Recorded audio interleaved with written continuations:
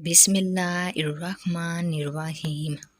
حضرت ابو ہریرہ رضی اللہ تعالیٰ عنہ سے مروی ہے کہ رسول اللہ صلی اللہ علیہ وسلم نے فرمایا، اللہ تعالیٰ فرماتا ہے 3 لوگ ایسے ہیں جن کا قیامت کے دن میں خود دشمن ہوں گا۔ ان میں وہ شخص بھی ہے جس نے کسی مزدور سے کام پورا لیا پھر اس کی مزدوری ادا نہ کی۔ حوالہ صحیح بخاری حدیث نمبر 2227۔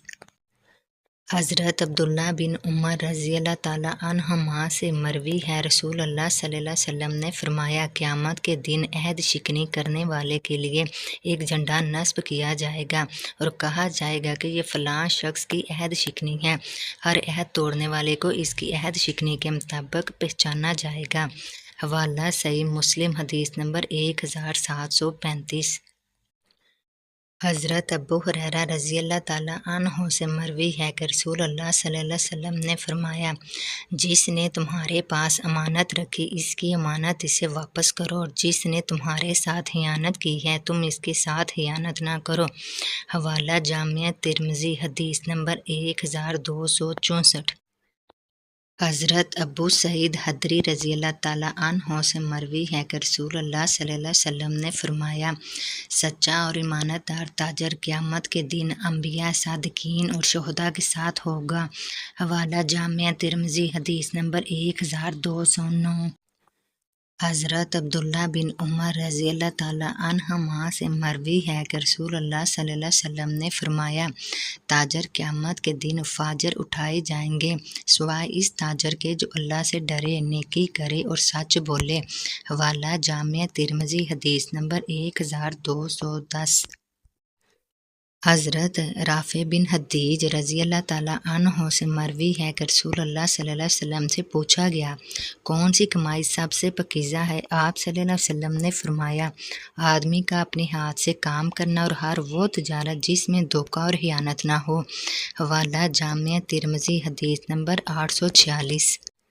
حضرت ابو ہریرہ رضی اللہ تعالیٰ عنہ سے مروی ہے کہ رسول اللہ صلی اللہ علیہ وسلم نے فرمایا، منافق کی 3 نشانیاں ہیں، جب بات کرے تو جھوٹ بولے، جب وعدہ کرے تو وعدہ خلافی کرے، اور جب اسے امانت دار بنایا جائے تو خیانت کرے۔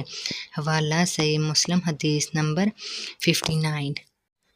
حضرت انس بن مالک رضی اللہ تعالیٰ عنہ سے مروی ہے کہ رسول اللہ صلی اللہ علیہ وسلم نے فرمایا، جس شخص میں امانت داری نہیں اس کا ایمان کامل نہیں، اور جو وعدہ پورا نہیں کرتا اس کا دین کامل نہیں۔ حوالہ مسند احمد حدیث نمبر 12567۔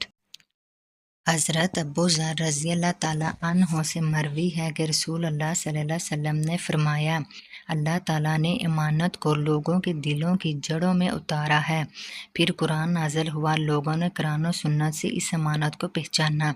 حوالہ صحیح بخاری حدیث نمبر 6497۔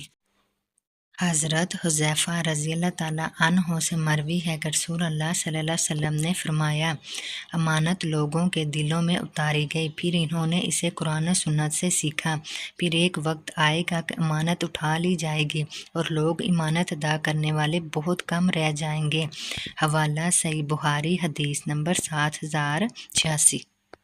حضرت ابو موسیٰ اشعری رضی اللہ تعالیٰ عنہ سے مروی ہے کہ رسول اللہ صلی اللہ علیہ وسلم نے فرمایا، امانت دار خزانچی جو اپنے آقا کے حکم کے مطابق خوش دلی سے مال اس شخص کو دے دیتا ہے جس کے لیے اسے حکم دیا گیا ہو، وہ بھی صدقہ کرنے والوں میں شمار ہوتا ہے۔ حوالہ سنن ابی داؤد حدیث نمبر 1684۔